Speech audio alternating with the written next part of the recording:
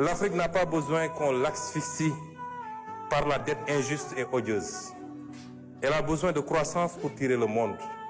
Parce que le seul îlot de croissance dans ce monde-là, c'est l'Afrique. Amul fenen. C'est l'Afrique où tout est à construire. Est-ce que ça se fera sans les Africains, comme ça a toujours été le cas?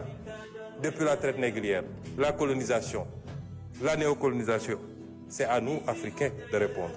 Il faut que nous élevions le niveau de débat. Débat yi am Sénégal doo dem benn dëkk buy avancer boo xam ne ci débat boobu lañ nekk. Il faut aujourd'hui qu'on sache que l'Afrique n'a pas besoin de ça, de cette dette odieuse. J'ai eu à recevoir à Addis Abeba l'éminent économiste américain, le professeur Jeffrey Sachs.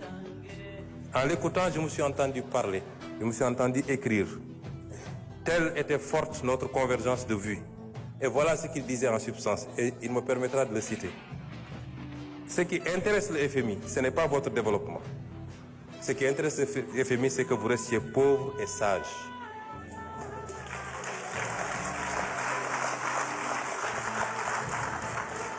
Le Sénégal et l'Afrique en général n'ont pas besoin d'annulation de la dette. Ils n'ont pas besoin de restructuration. Ils ont besoin de marge de manœuvre.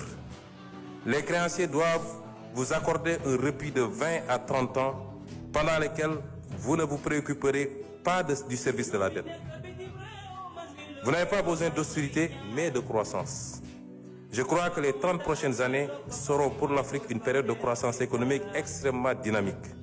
La Chine a décollé en 1980, l'Inde en 2000, et c'est au tour de l'Afrique de prendre son envol.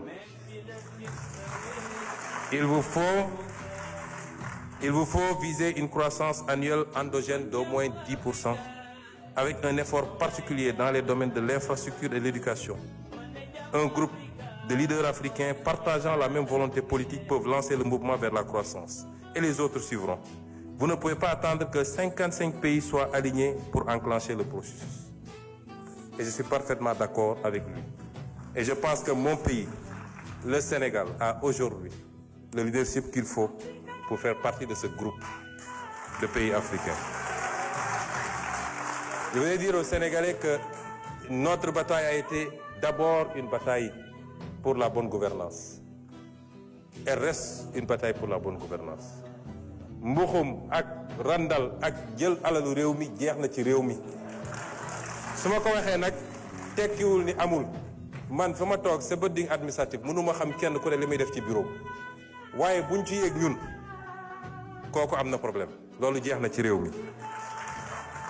Notre bataille a été une bataille pour la souveraineté dafa am ay projets yu ma fi cité moo tax faw ma wax leen ko fii croissance à 2 chiffres nañ ko def soobee yàlla te nañ ko def suffisamment longtemps pour mu am les retombées qu'il faut et ñu mën a construire un développement.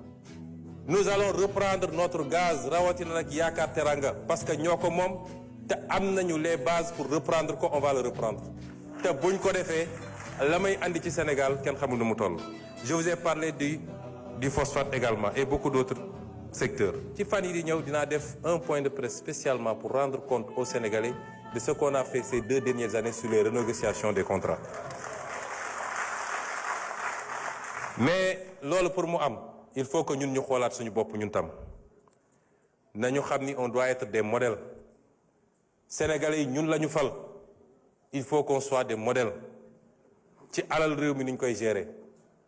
ci les pratiques du passé yoo xam ne tax na Sénégalais yi suuroon politique kenn ci ñun faluñu sa famille faluñu sa soxna faluñu say rakk ak say mbokk l'affairisme d'État nañ ko moytu soyons exemplaires dans la gestion des affaires publiques nañu jublu ci liggéey te bàyyi. Vous pouvez conclure en 5 minutes. Il va conclure. Vous pouvez conclure. nañu jublu ci liggéey